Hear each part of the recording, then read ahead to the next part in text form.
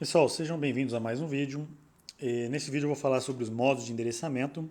Eu já vou me adiantando aqui, vou pedir desculpas porque nesse vídeo eu não consegui ficar em 15 minutos. É muito conteúdo para 15 minutos. Eu vou me extrapolar um pouquinho, vou chegar a uns 25, mas confia em mim que isso aqui é um conteúdo importante e eu optei por ser mais explicativo para vocês poderem revisar esse conteúdo quando for necessário. São 7 modos de endereçamento diferentes que eu queria deixar aqui uma referência para vocês poderem revisar depois.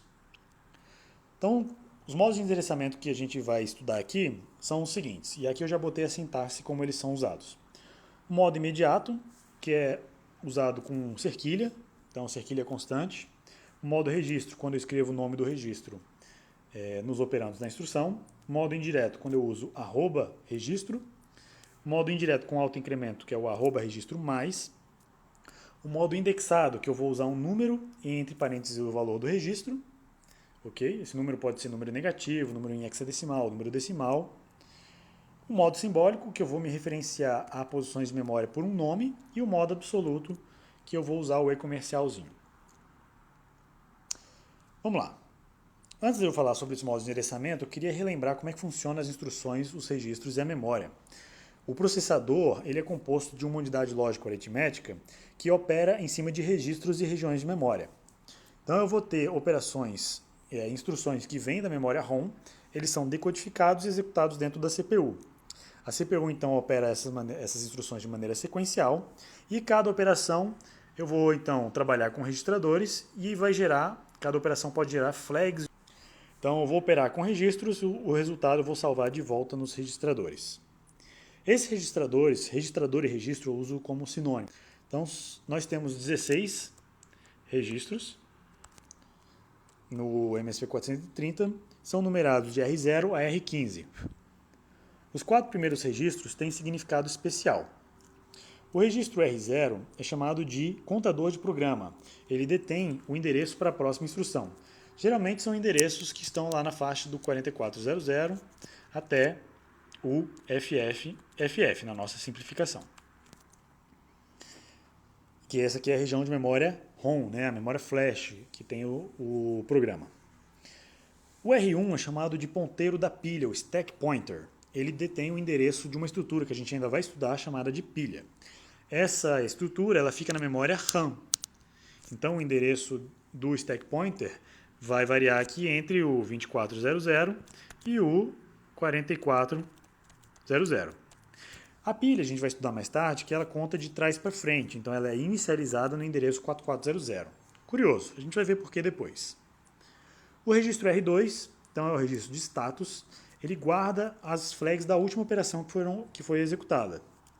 Essas flags são carry, overflow, número negativo e zero. Na verdade, ela guarda muito mais flags do que isso. Tá? O registro R2, ele tem aqui ó, os 3 primeiros bits menos significativos, é o carry, o zero, número negativo, e o overflow é o nono bit aqui, o bit 8. Esses outros bits aqui no meio a gente vai estudar mais tarde quando a gente for ver interrupções e modos de baixo consumo. R3 é chamado de gerador de constantes, que é uma riqueza que o MSP fornece. Ele é muito interessante, permite aumentar a densidade de instruções na pilha de instruções, já que ele gera constantes automaticamente, reduzindo assim a necessidade de você escrever constantes na pilha. Eu não vou entrar em detalhes como ele funciona, eu deixo os curiosos olharem o User Guide com detalhes. Então vamos lá. As instruções no MSP430 elas são escritas em duas formas. Ou eu tenho 2 operandos, fonte e destino, ou eu tenho um operando só, instrução para o destino. Em assembly, a gente só pode usar até 2 argumentos para cada instrução, em assembly do MSP430. Isso é uma limitação da arquitetura que permite que as operações sejam todas condensadas em 16 bits. Vamos ver aqui em exemplos. Vou começar com o modo imediato, que é a maneira que a gente tem de inicializar registros, inicializar regiões de memória. Então a gente sempre escreve uma constante com a cerquilha. Então cerquilha alguma coisa é uma forma de escrever uma constante. Eu posso escrever várias constantes, ok? Posso escrever cerquilha 0, cerquilha número negativo, -1, um valor hexadecimal, por exemplo, AB12. Posso escrever de diversas formas. E aí é o valor constante que eu quero movimentar. Nesse caso, como eu tenho fonte na esquerda e destino na direita, eu vou copiar o valor 0 para o registrador R4. Então, R4 vai ser inicializado com o valor 0.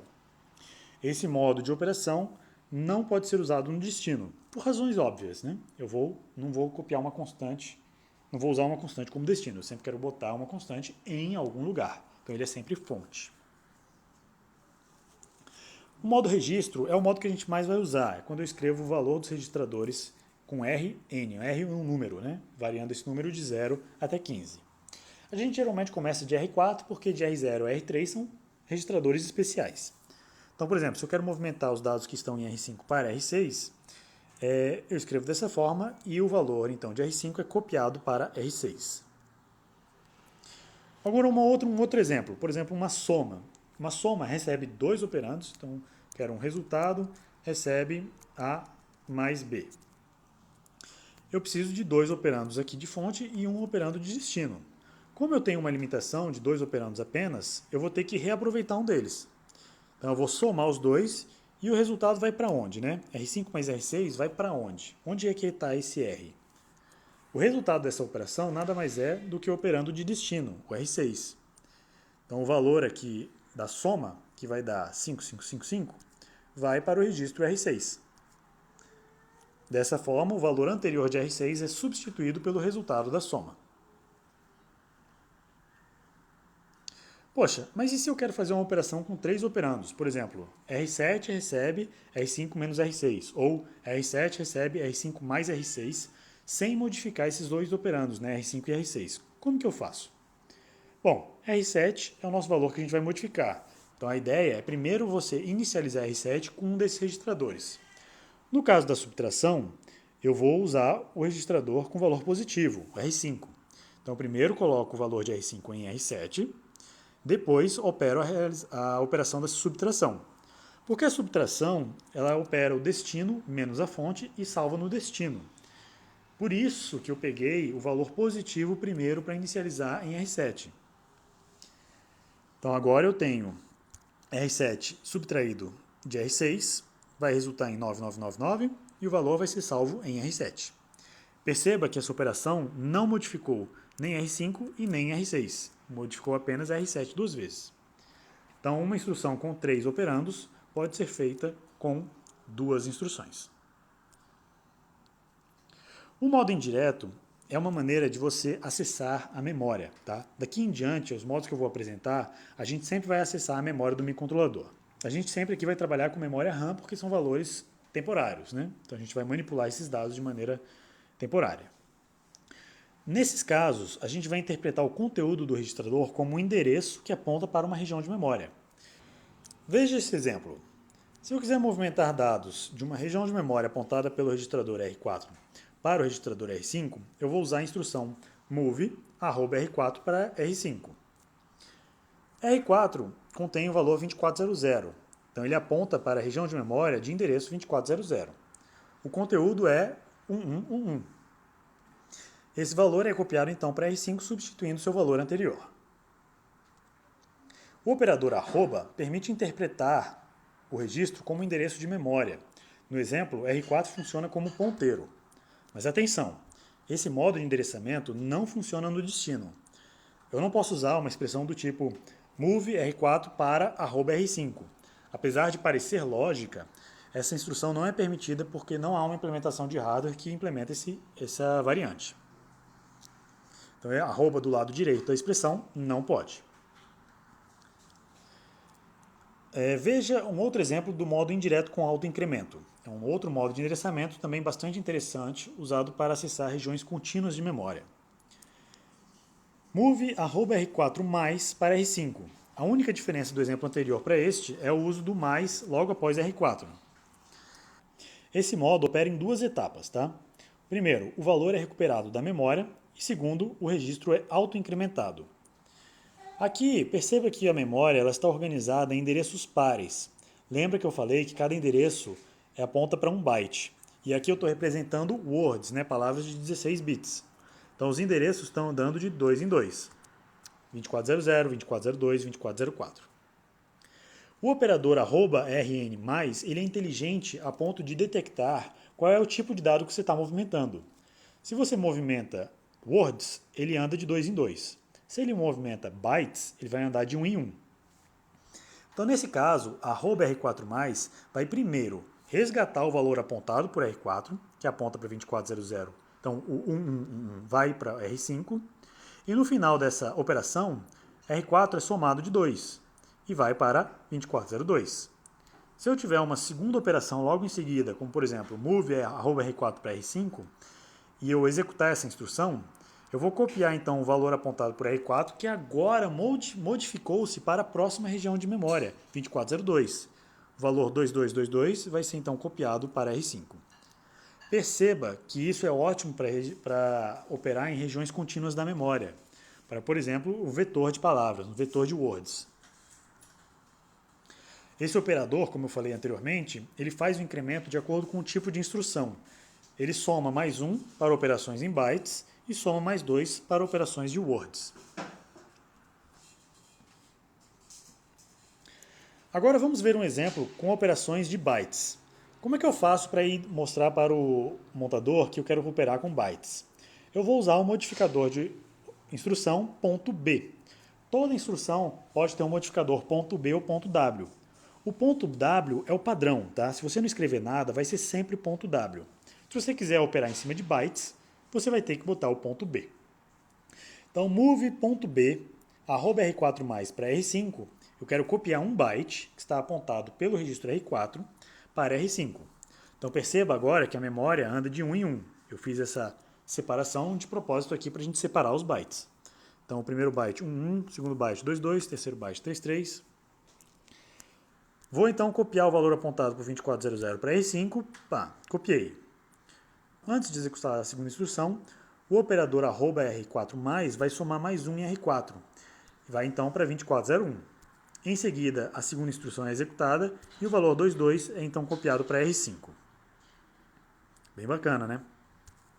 Dessa forma, eu posso interpretar essa região de memória como um vetor de bytes.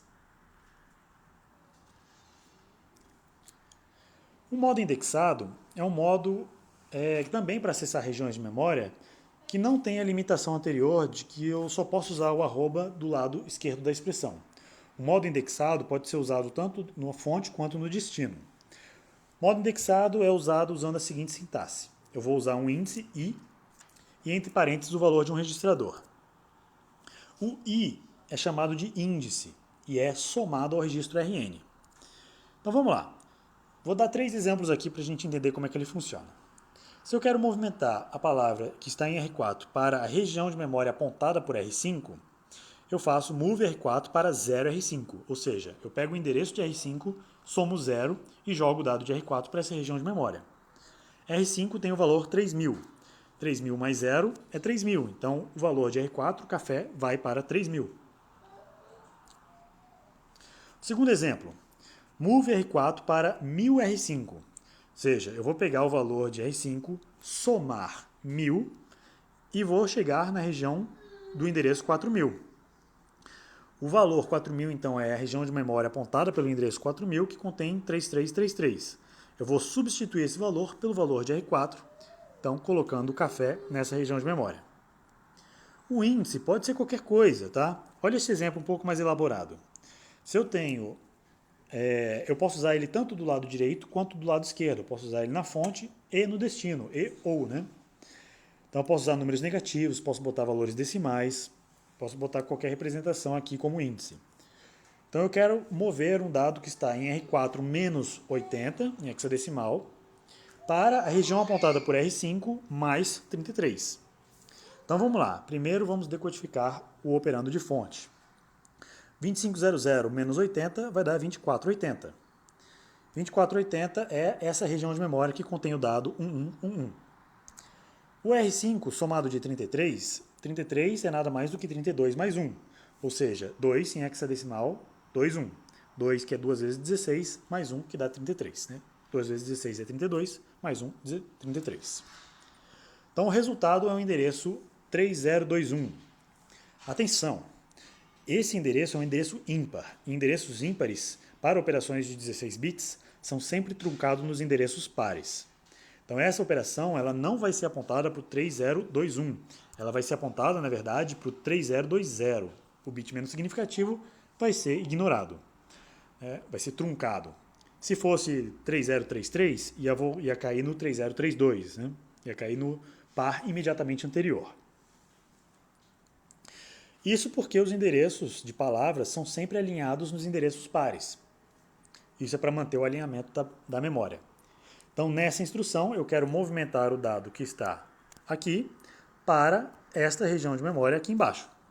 Então, é isso que acontece quando eu executo a instrução. O 11 vai para baixo, vai aqui para o 3020. Ah, professor, e se eu quiser usar bytes? Se eu quiser mover bytes? Então, eu uso o modificador .b na instrução. Essa mesma instrução para movimento de bytes pode ser interpretada da seguinte forma, né? Move.b, menos 80R4, 33R5. E aí eu vou movimentar o byte 11 para a região 3021. Perceba que operações em bytes podem ser salvas em regiões ímpares da memória. Então vamos lá, esse movimento vai ser feito agora para o endereço 3021. Então muita atenção no tipo de dado que você quer movimentar. Perceba que aqui, apesar de eu estar movimentando um dado, os endereços ainda são endereços de 16 bits. Tá? Todo endereço sempre é de 16 bits, independente se eu quero movimentar uma word ou se eu quero movimentar um byte. O próximo exemplo é o modo simbólico. O modo simbólico é um modo muito interessante porque ele é mais amigável, mais user-friendly, vamos dizer assim.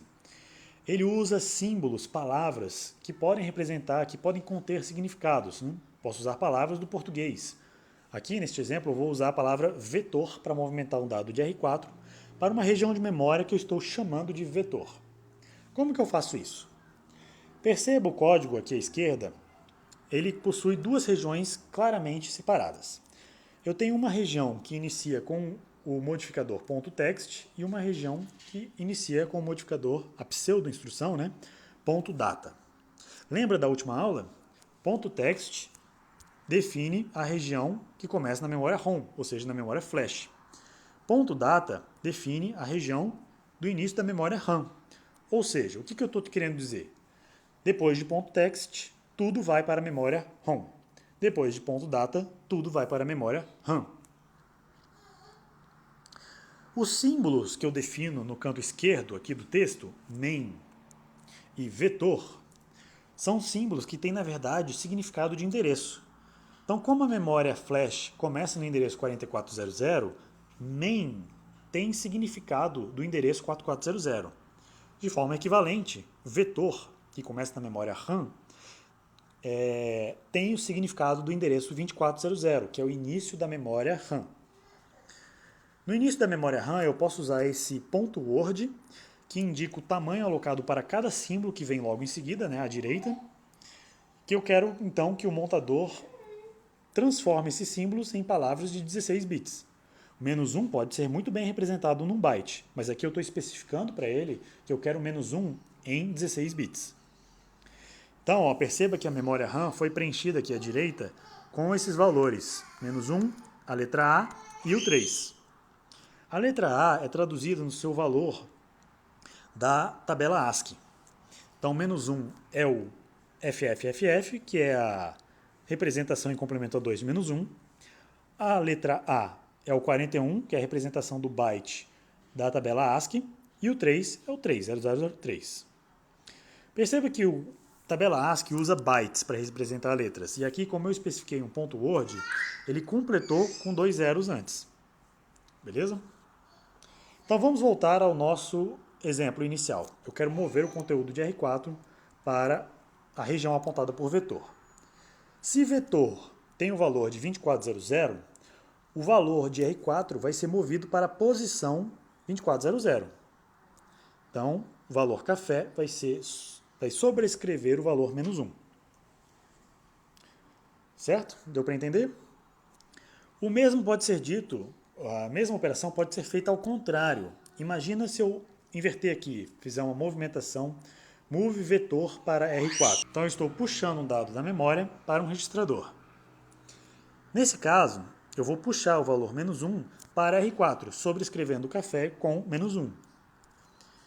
Então, essa operação é feita no sentido contrário, também funciona. Diferente do operador arroba, né, que só funciona do lado esquerdo. O modo simbólico pode ser usado dos dois lados. O modo absoluto ele é muito parecido com o modo simbólico. A diferença entre os dois é o uso de um arroba antes do símbolo. Então ele funciona exatamente da mesma forma. Eu quero movimentar o valor de um registrador para uma região de memória ou movimentar dados entre regiões de memória. A única diferença aqui é que o modo absoluto só consegue acessar regiões de 16 bits. Já o modo simbólico consegue endereçar regiões com mais de 16 bits. Isso fica mais claro se a gente vê a implementação dos dois modos. O modo simbólico e o modo absoluto nada mais são do que implementações do modo indexado que a gente viu agora há pouco. Se eu escrevo move R4 para move R4 para e-comercial vetor, esse e-comercial vetor vai ser traduzido pelo montador para a expressão 2400 R3, já que o endereço de vetor é conhecido. Esse é chamado de modo absoluto porque R3 é, na verdade, o valor zero. Ele é um gerador de constantes que, nesse modo de endereçamento, ele sempre retorna o valor zero. Então, é 0 mais 2400. Ou seja, é um modo absoluto, que eu consigo endereçar somente 16 bits, de 0 até FF. Então, o alcance desse modo de endereçamento vai de 0 até mais 64 kilobytes. Já o modo simbólico, que a gente viu no slide anterior, ele usa uma representação um pouco diferente. O montador vai calcular um offset em relação ao PC. Então, o PC é o apontador de programa para a instrução atual. É a posição de memória que aponta para essa instrução. Vai ser alguma coisa lá na faixa do 4400 até o FFFF, né? Ou bem mais, né? No caso de 20 bits de endereço. Então perceba que o PC pode ser um valor diferente de 0, que é diferente desse caso do modo absoluto. Sendo assim, eu posso alcançar regiões de memória acima dos 16 bits, como era no modo absoluto. Então perceba aqui que nesse modo eu posso atingir o valor de endereço de PC 32 KB para cima e 32 KB para baixo. E é isso, gente. Recapitulando aqui o que a gente viu na aula de hoje, eu tenho dois tipos de instruções. Instruções de um operando e instruções de dois operandos. A gente ainda não viu nenhuma instrução em detalhes. A gente vai ver nas próximas aulas. Mas a gente já sabe como usar esses operandos. Esses operandos podem ser usados nesses 4 diferentes modos de endereçamento. São 7 que eu resolvi resumir em apenas 4. O modo registro é quando você bota o nome do registro. O modo indexado é quando você bota um índice seguido de um registro entre parênteses. O modo simbólico, modo extremamente amigável, né, user-friendly, é quando você usa um nome para se representar um endereço de memória. O modo absoluto, absolutamente equivalente ao modo simbólico, quando você usa um e-comercial, sendo que a diferença entre os dois é que o modo absoluto só consegue endereçar os primeiros 16 bits de memória. O modo indireto usa o operador arroba, que é bem interessante para acessar regiões de memória. Só que ele só pode ser usado do lado esquerdo da operação. Então, o arroba só pode ser usado na fonte. Assim como o modo indireto com autoincremento e o modo imediato. Eu mostrei para vocês como que o modo simbólico e o modo absoluto se traduzem em modo indexado. Mas eu não mostrei para vocês como o modo imediato, ou seja, a maneira como a gente escreve constantes, pode ser traduzida no modo indireto com autoincremento. Vou deixar essa pulguinha atrás da orelha para que os curiosos deem uma olhada na documentação técnica da Texas para ver como isso é implementado. Eu não vou cobrar isso na aula, eu não vou cobrar como esses modos de endereçamento são implementados em hardware, eu vou apenas cobrar como eles são usados. Espero que vocês tenham gostado da aula, usem esses slides, usem essa aula para recapitular. Eu sei que são muitos modos de endereçamento e você pode sempre usar esse vídeo para lembrar como é que eles funcionam. Vamos agora para a nossa aula síncrona. Até já!